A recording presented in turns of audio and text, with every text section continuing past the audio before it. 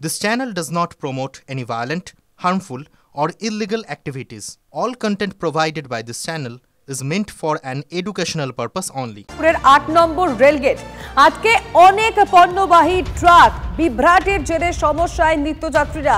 ঠিক কি অবস্থা অনন্ত চট্টোপাধ্যায় থেকে সরাসরি জানার চেষ্টা করব। তার আগে জানিয়ে রাখবো, রাত থেকে রেলগেট মেরামতির কাজ শুরু হলেও এখনো পর্যন্ত সমস্যা মেটেনি বলে জানা যাচ্ছে। অবশ্যই অনন্ত জানাবেন বাকিটা, যে কি পরিস্থিতি এখন মধ্যরাত থেকে বিকল সোদপুরের 8 নম্বর রেলগেট আটকে রয়েছে অনেক পণ্যবাহী ট্রাক। রেলগেট আটকে থাকার কারণে এই সমস্যা হচ্ছে এবং বিভ্রাটের জেরে খুব স্বাভাবিকভাবে যারা নিত্যযাত্রীরা, যারা সকাল থেকেই যার গন্তব্যে, কেউ স্কুল, কেউ কলেজ, কেউ বা অফিস বেরিয়েছেন, তাদের পক্ষে খুব সমস্যা হচ্ছে।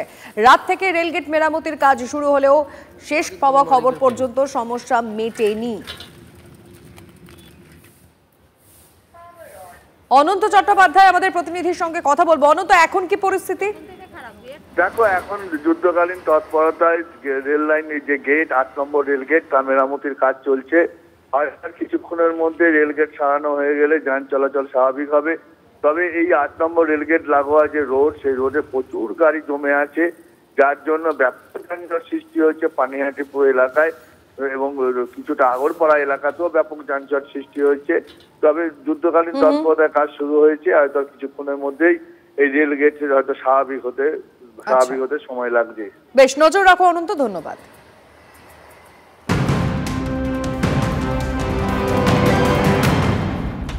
ভোটের একদিন আগে মহারাষ্ট্রের প্রাক্তন মন্ত্রীর উপর হামলা, অনিল দেশমুখের গাড়িতে ঢিল, মাথা ফাটল মহারাষ্ট্রের প্রাক্তন স্বরাষ্ট্রমন্ত্রী। গতকাল কাটলে যাওয়ার পথে প্রাক্তন মন্ত্রীর গাড়িতে পাথর ছোড়ে জনা কয়েক দুষ্কৃতী।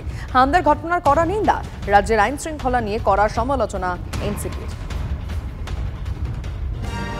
অন্ধকারে ডুবল চুচুড়া, বেতন মেলেনি। প্রতিবাদে যারা শহরের আলো জ্বালানোর দায়িত্বে থাকেন তারা কাজ করেননি। বেতন না দেওয়া পর্যন্ত শহর অন্ধকার থাকবে জানায় তৃণমূল পরিচালিত শ্রমিক সংগঠন।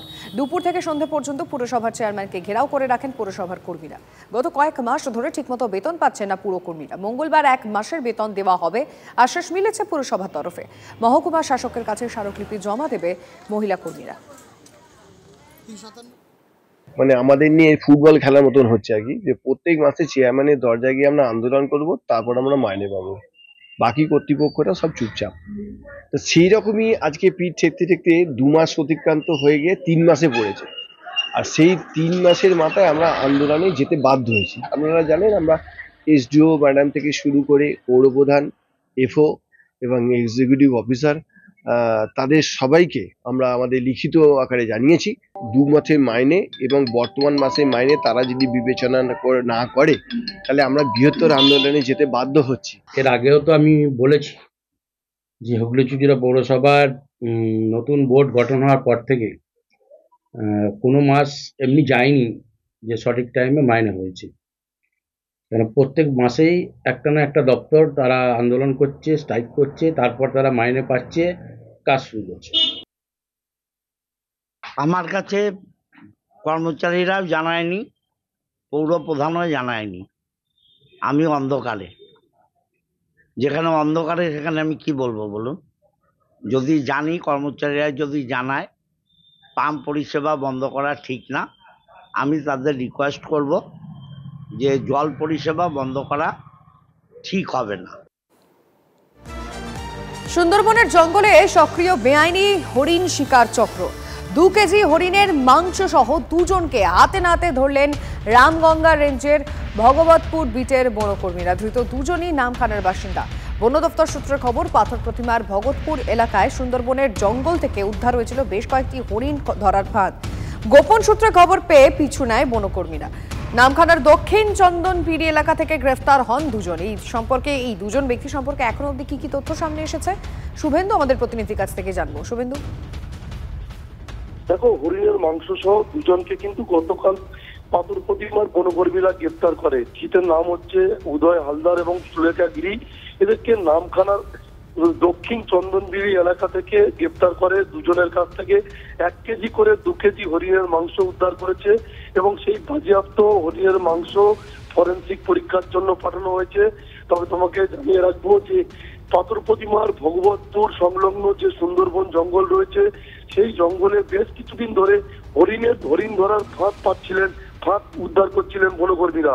তারপরে বনকর্মীরা তারা গোপন সূত্রে জানতে পারেন এবং জানতে পেরে বিভিন্নভাবে এলাকায় খোঁজ খবর রাখছিলেন। সেই সময় এই উদয় সরকার এবং সুলেখা গিরি এরা হরিণের মাংস কিনে বাড়িতে দিচ্ছিলেন এবং এদেরকে পিছু ধাওয়া করে এদেরকে গ্রেফতার করে এবং ধৃতদেরকে জিজ্ঞাসাবাদ চালিয়ে এই হরিণের মাংস বিক্রির পিছনে কারা কারা জড়িত রয়েছে এবং চোরা শিকারীদের খোঁজ চালাচ্ছে বনকর্মীরা। নজর থাকবে শুভেন্দু, ধন্যবাদ। হরিণের মাংস কিনে নিয়ে যাচ্ছিল এবং এদের কাছ থেকে দুজনের কাছ থেকে 1 কেজি করে 2 কেজি হরিণের মাংস পাওয়া গেছে এবং পরে এদের নামে বন দপ্তর থেকে বন্যপ্রাণী সংরক্ষণ আইনের বিভিন্ন ধারায় মামলা শুরু করা হয়েছে এবং এদেরকে গ্রেপ্তার করে আজকে কাকদ্বীপ আদালতে নিয়ে আসা হয়েছে। বাংলার শিক্ষা পোর্টালের ইউজার আইডি এবং পাসওয়ার্ডকে কাজে লাগিয়ে এই ট্যাবে লক্ষ লক্ষ টাকা প্রতারণা করা হয়েছে। শিলিগুড়ি থেকে 3 জনকে গ্রেফতারের পর চাঞ্চল্যকর তথ্য কলকাতা পুলিশের হাতে। ধৃতদের মধ্যে একজন প্রাথমিক শিক্ষক, যার বাড়ি উত্তর দিনাজপুরের চোপড়ায়। যে চোপড়াকেই ট্যাব জালিয়াতের এপিসেন্টার হিসেবে দেখেছেন তদন্তকারীরা। ট্যাবের টাকা জালিয়াতি কাণ্ডে বড় ব্রেক থ্রু পেল কলকাতা পুলিশ। জালিয়াতিতে পরিবার চক্রের হদিশ পেলেন তদন্তকারীরা।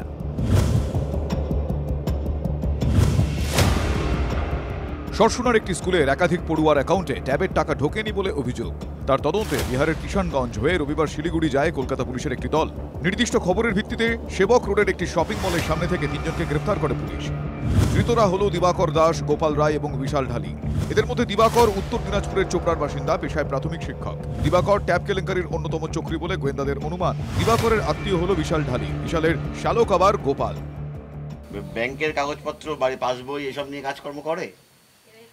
ব্যাংকের কাজ করে না, ওগুলা আমার ওই যে আমার বৌমার ওর শালা করে। শালা করে?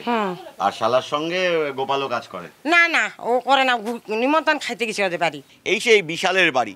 এলাকার বাসিন্দারা বলছেন বিশাল ব্যাংকের ঋণ পাইয়ে দেওয়ার কাজ করতেন। তার সহযোগী ছিলেন গোপাল, যিনি সম্পর্কে বিশালের আত্মীয়। এই গোপালকেও লালবাজার পুলিশ কিন্তু গ্রেপ্তার করে আলিপুর আদালতে প্রডিউস করেছে। দিবাকর কি কাজ করে? দিবাকর সাথে স্কুল টিচার নাকি বলছিল, চোপড়ায়। আর বিশাল ওই ব্যাংক লোনের কাজ করত, ব্যাংকের ফাইন্যান্সের কাজ করত। আর এই গোপাল তো ছোট থেকে মোটর সে শোরুমে কাজ করে। তার মানে তো ওই বিভিন্ন লোকের কাগজপত্র নেওয়া, লোন হতে পারে, এখন তো হতে পারে, কাজগুলো ওগুলো হতে পারবে, কারণ যখন লোনে কাজ করতে এগুলোই হবে। সোমবার ধৃত 3 জনকে আলিপুর আদালতে হাজির করানো হয়। সূত্রের খবর, দিবাকরের জেরায় বেশ কিছু গুরুত্বপূর্ণ তথ্য পেয়েছেন তদন্তকারীরা। কোনো নির্দিষ্ট চক্র নয়, তবে বাংলা শিক্ষা পোর্টালের সিকিউরিটির ফাঁকফোকরকে কাজে লাগিয়ে এবং তথ্য ম্যানিপুলেট করেই হাতানো হয় পড়ুয়াদের ট্যাবের টাকা।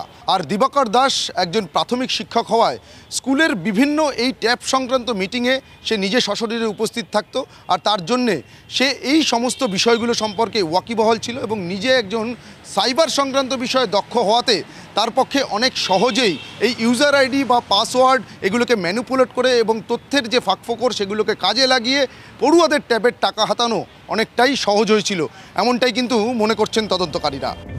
কিভাবে ট্যাবের টাকা হাতানো হয়? পুলিশ সূত্রে খবর, প্রত্যেকটি স্কুলের একটি ইউনিক কোড থাকে। সেটা গুগল সার্চ করলেই পাওয়া যায়। সংশ্লিষ্ট স্কুল যে জেলার অন্তর্গত সেই জেলার নির্দিষ্ট কোড, ডিস্ট্রিক্ট আইডি আছে। ইউনিক কোড এবং ডিস্ট্রিক্ট কোড মিলিয়ে লগইন আইডি তৈরি করা হয়। এরপর স্কুলের নামের সঙ্গে 1, 2, 3, 4 ধরনের ডিফল্ট পাসওয়ার্ড দেওয়া হয়। এই সহজ ইউজার আইডি এবং পাসওয়ার্ড ব্যবহার করে ট্যাবের টাকা প্রতারণা চলে। দিবাকর নিজে হাতে কলমে এই প্রসেস তদন্তকারীদের সামনে করে দেখিয়েছেন বলে লালবাজারের দাবি। পাশাপাশি তদন্তকারীরা জানতে পেরেছেন, ব্যাংক অ্যাকাউন্ট জোগাড় করার জন্য স্থানীয় ব্যবসায়ী এবং পরিচিতদের প্রলোভন দেখানো হয়।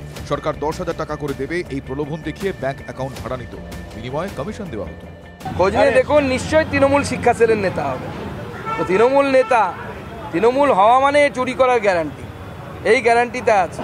মোদিজির গ্যারান্টি যেমন আছে আগামী 5 বছর রেশনে ফ্রিতে চাল দেওয়া হবে, রেশনে ফ্রিতে জিনিস, পিডিএসে জিনিস দেওয়া হবে, সেরকম তৃণমূলের গ্যারান্টি হচ্ছে মোদিজি চাল পাঠাবে, তৃণমূল চুরি করবে। এইসব ট্যাব ফ্যাব ছিল না। এবার মাননীয় মুখ্যমন্ত্রী মমতা বন্দ্যোপাধ্যায়ের মতো দরদি মনও ছিল না যে সকলকে ট্যাব দেওয়া হবে। তো এত লক্ষ লক্ষ এগুলো ট্রান্সফার হচ্ছে, তার মধ্যে কিছু খারাপ লোক সাইবার ক্রাইমের সাহায্য নিয়ে সব করেছে। তো যেখানেই থাকুক, যে ঘুঘুর বাসা হোক, পুলিশ সেগুলোকে ধরছে, আরও ধরা উচিত শাস্তি হোক, তদন্ত হোক, এটা আবার ফুল প্রুফ হয়ে যাবে। ট্যাবের টাকা জালিয়াতিতে দিন কয়েক আগে পূর্ব মেদিনীপুরের এক প্রাথমিক শিক্ষককে গ্রেফতার করা হয়। তার সঙ্গে দিবাকরের যোগ পাওয়া গিয়েছে বলে লালবাজার সূত্রে খবর। সব মিলিয়ে এখনো পর্যন্ত 24 জনকে গ্রেফতার করেছে পুলিশ। এদের অধিকাংশের ব্যাংক অ্যাকাউন্টে টাকা ঢুকেছে বলে তদন্তকারীদের দাবি।